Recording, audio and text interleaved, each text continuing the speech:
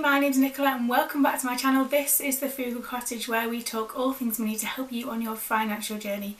Today's video is all about my new challenge for 2022, so don't forget to like and subscribe. And let's get started. And firstly, Happy New Year to you. Did you do anything last night? We're not the biggest fans of doing kind of things on New Year's Eve, never have been, and obviously now we've got 2 young children. You can't. We didn't even stay up till midnight because I'm just far too tired by then. So yeah, so Happy New Year anyway. How strange is it that 2021 is over? I feel like it's been the strangest year. That being said, I'm so excited for this new challenge for this year. I've had this in mind for a while now, and it's to do with the kind of end result of my savings challenges. So if you've not seen that video, I'll leave a link below to the total amount that my 2021 savings challenges got me, because that directly links into what my challenge is for this next year. And the next year for me, and I guess it's a bit like a no spend year, is we're going to do the extreme frugal living challenge. Now what that means is, I guess I just want to, and I say this a lot recently, and I think it's because 2021 has been so up in the air for most of it, it's going back to basics, but more importantly than that, it's being very mindful of our spending. And the reason behind that is, and this video comes up tomorrow, I've got a really special sinking fund set up for this year and potentially next as well that I want to do. And therefore, to be able to complete that, I need to kind of, I guess, rein in money from all areas of our life to be able to achieve that. So if you follow my sinking funds, you'll know that the majority of them, or have been anyway for the last year, purely funded by my side hustle income. So things like the very small amount I make from YouTube, any kind of Etsy purchases, or kind of side hustle blog stuff, that kind of thing. If I want to make this next aim possible, it will have to come from our normal everyday budget as well. Hence the challenge for this for 2022. Now this is inspired, I suppose, by, I watch quite a few frugal living vloggers or channels on here on YouTube. I'll leave a link below to my favourite channels that I watch all the time to see if you probably follow some anyway. And I guess it's a bit inspired by those as well, because I feel like when I watch those, I feel like I could do better. I go on all the time about how kind of managing your money is so important, but at the moment I feel like our spending is kind of getting a bit out of control, but also just cost of things are going up all the time. The amount of money I got from my savings challenges is what we're going to survive on this year. It's got to last, in the sense that I want our food budget and our miscellaneous budget to entirely come out of that amount of money, and that is it. Which is quite a scary challenge. It will mean me having to be even clever with our food budget, because again, that's an area that kind of can get out of control quite quickly. But also miscellaneous, so things like the cats, anything household wise or doesn't fit into anything else. Those 2 categories for our variable expenses are going to be funded purely by this savings challenge that I've been doing for the last year. And although I'm excited about that, because I am excited about it, I'm also quite apprehensive about how hard I might find it, especially the second half of the year. Maybe the first half won't be so bad because it'll feel like it's quite easy in comparison. The second half of the year might be the bit where I start to struggle. And the rest of the variable expense categories, so I have 5, don't I? So food and miscellaneous is going to be taken care of in terms of that savings challenge, and that is it. Petrol, so petrol's the one that's going to be different this year. So I need to get to work and back every single day, like the majority of us do.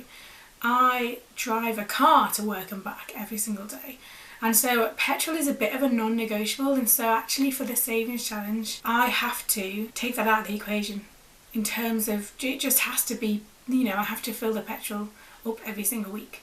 And so kind of for this challenge, petrol isn't really part of it, although it is, you know, I'd rather not have to spend so much money on petrol to get to work and back, but it's at the same time it's a non-negotiable. I also need to pick my children up from the childminder. I also need to, you know, there's so many things you need the car for.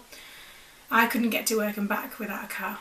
There isn't a bus, there isn't a train, there just isn't an option for that. So in terms of variable expenses, that petrol one, although it's being mindful of how much I use petrol and thinking about, are there any opportunities where I could not use the car, that's kind of where we're at for that. The children's budget, now this is the only thing I suppose that might be different between someone doing an extreme frugal living challenge in one circumstance and ours. So the whole point of our FIRE journey and our early retirement goals, and I'll leave a link below to a couple of things to do with those, I don't want them to miss out in the process. The whole point of this is that we don't miss out on the journey, but we get to the end goal at the same time. So for their budget as such, it will stay the same. Now, that being said, I am very aware that they have a lot of things, they do a lot of things, and could we be more open about the fact that maybe we don't need to spend X, Y and Z this week on whatever because they just don't need it. At the same time, so kind of their activities and their general lives, day-to-day lives, they won't notice any difference at all. At all. Everything for them is going to go on as normal. I don't even think they'll notice our kind of food spending habits changing either, because let's be honest, they're 2 young children, they have no idea what I spend anyway. So in terms of their own budget, their children's budget, that will still stay the same, but I'm hoping that in the kind of the overall arch of the year, it will be fairly stable. I'm aware that also I'm saying this, I'm sure this will be much harder if you had teenagers in your house, but I don't as of yet. The final category is eating out, and for the most part that will be 0. There are, I think, 3 occasions in the next year where I can almost justify spending on eating out. And one of them is we've got a fairly major wedding anniversary milestone in this next year, which we do intend to celebrate.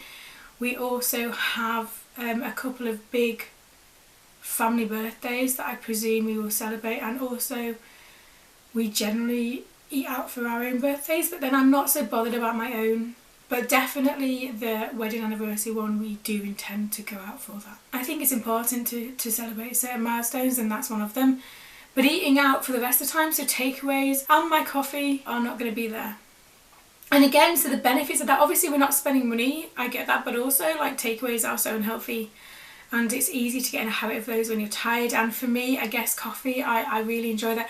And if you watch my reflection on a no spend year, and I'll leave a link below to that, I talk about the fact that actually it's not about the coffee, it's more about that little luxury that's mine and mine alone, and kind of that reward for getting to the end of the week. It used to be on a Friday. Now obviously I can't do that anymore because I am now back to work. But the thought behind that is about kind of giving yourself those little things. So actually I'm not saying that we won't get any takeaways. My aim is to not do, but I'm not going to fail this if we get one. And I'm also not saying that I won't get any takeaway coffees. What I'm saying is that they are going to be very, very few and far between, if any, and I think that will make me appreciate them more. So what does that mean for my channel? So I'm going to continue with all the things I post about anyway, so my cash envelope stuffing, my sinking funds, my dividend income journey, and the videos I suppose that are more educational based. However, I do want my channel to shift slightly to reflect what I'd like to do videos on as well.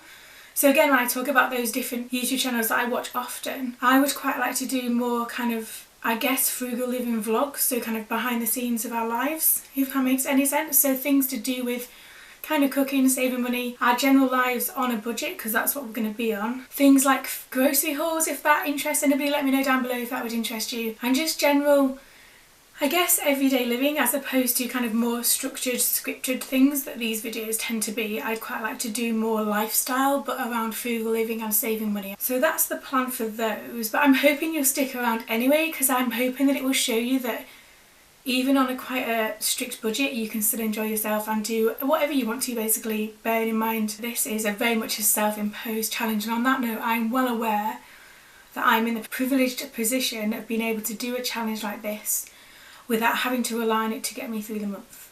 And I'm well aware that that is a privileged position that I'm in, and I'm mindful of that at the same time when I talk about this. But I'm hoping that you will find the kind of change, or we'll call it addition in content of kind of more, I guess, like of how we live our lives.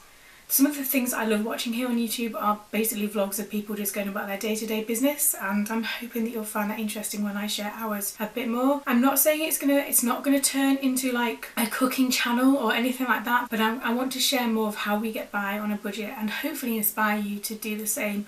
Or if you're having to do that just because that's how your life is at the moment, then know that you're not alone, and that hopefully it can provide some comfort in terms of that other people are doing this as well. So if there's anything you would like me to share with you specifically about kind of our day-to-day lives, leave a comment down below and I'll kind of see if I can get them into these vlogs so that you can see just how we manage as a family of 4.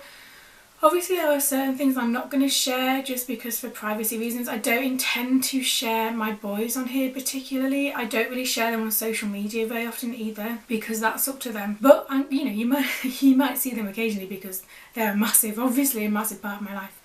But yeah, so extreme frugal living challenge for 2022. I'm excited, I'm nervous, I'm not going to lie. January is a no spend month, and like I talked about that in my Budget With Me January if you want to check it out after this one. What I will say is that I'm going to do every single day over on TikTok, I'm going to post that days in the life of an extreme frugal living challenge if you want to join me over on TikTok, if you have it at all. I'll leave a link below. In fact, I leave a link below to all of my social media, which is on there anyway. But yeah, every single day that I do this, I'm going to share a video over there just of the day, how it's gone, if I've spent anything or not, all that kind of stuff, which is a big commitment as well because I'm not used to filming myself or filming things on a day-to-day basis, but there we go. So yeah, so that's my 2022 challenge and today's day one. So let me know down below what you think of it. Am I mad? Are you joining me? It would be great if you could join me. And yeah, let me know what you think. As always, thank you for watching. Don't forget to like and subscribe, and I'll see you again very soon.